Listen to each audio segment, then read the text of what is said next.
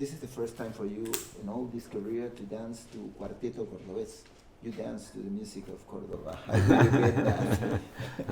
I like to He's dance. an intrinsic I dancer. like to dance, Yeah? I Yeah. like to dance. I do ochos in my sleep. And you do it right. You do it right. You always do it better from outside. What is the first film that we are talking about, To Live and Die in LA? For me, it was the very first time he impacted me. What is your first? I don't think I remember, but I will say when I saw Wild at Heart, I was 18 years old. I saw it in cinema, and I remember. It's funny because you told me when we were doing the bathroom scene, you said I had that scene once in the toilet, and it was after seeing this film that it sort of came to my mind that hey, That's a through line.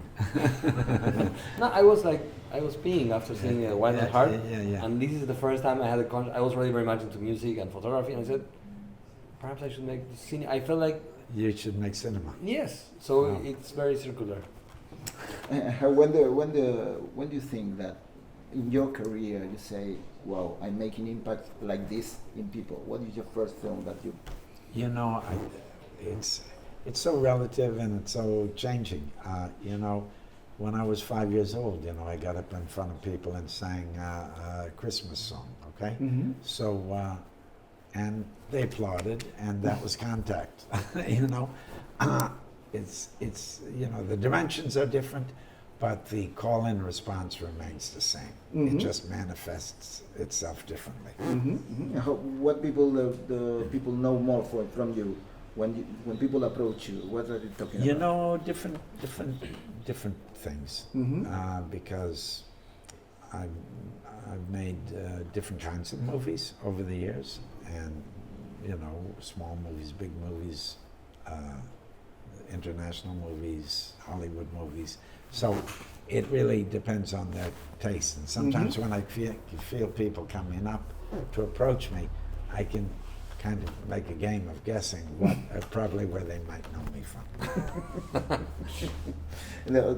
You're talking about the experimental thing in the film and the movie in the Souffleur, and I want two things about that. One is how does it work in the first is, do you feel nervous to make a movie like that with some star like Willem Dafoe?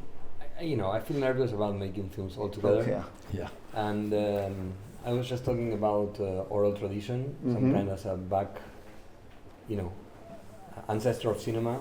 I'm very drawn by things that you can be conveyed orally that have to do with sound, also with storytelling, which is not my driving force. And coincidentally, I find that each one of my films always found a very strong narrator, very unique, with different accents, doing different things to the spoken language.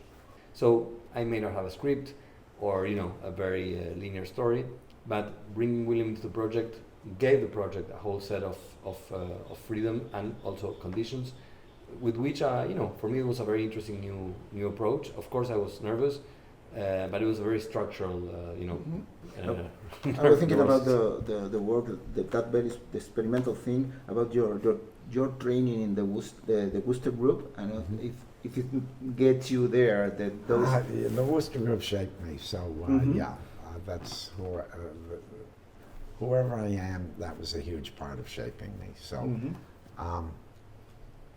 I don't think of myself just as an actor. I think of myself as a filmmaker, and I collaborated with filmmakers. So when we make a movie like this, I don't think I'm material. I am material for the director, and I try to make manifest what he sees. And I was always interested in how Gastón sees, and so it was a pleasure for me. And it's an invitation to a work with the director. Yes. Name it Angelopoulos or Ferrara or those kind of directors. Willem was very involved in that sense. I think also people have an idea, perhaps an actor is just following, an instruction or a line. I'm not used to working with people who follow whatever I want to do, because I'm not working with actors anyway. And I think in that sense it's true. Willem came as a filmmaker, as a colleague. He was very involved in the building of the setup, and he was there from all the times, as early as we were. And we sort of, found ourselves together, how to make the film, and, it was very collaborative process. The last question on chauvinistic one. How do you think of José Ignacio? And We don't do chauvinistic questions. Sorry. No schnitzel or local related questions. Sorry, You like it? It's in the contract. So, no, not you. You like it? Which? José Ignacio here. Yeah. Why do you love having a schnitzel? wonderful time, huh? Food. Food. Is it Yeah, best? he promises me good food. No, the people are very sweet. I like this festival is showing this movie. I've never been here before, Uruguay, and so This might be the perfect setup for you to tell the story with the Argentines around the world. Uruguayans will really enjoy it. They were laughed yesterday. I know. In Rio de Janeiro, when I first saw the film there. he wasn't aware of this, but I No. Ah, you said it. You improvised that? Yeah, not improvised. I said, listen, you know. When we saw it in Rio, the theater collapsed of laughter and applause, and I was like afraid what is going on, you know. So I think this is food for Latin America. We haven't screened it yet in Buenos Aires, so let's see what happens there. You will see. Okay, thank you very much. All right, yes. Thank you. Thank you. Thanks, yeah.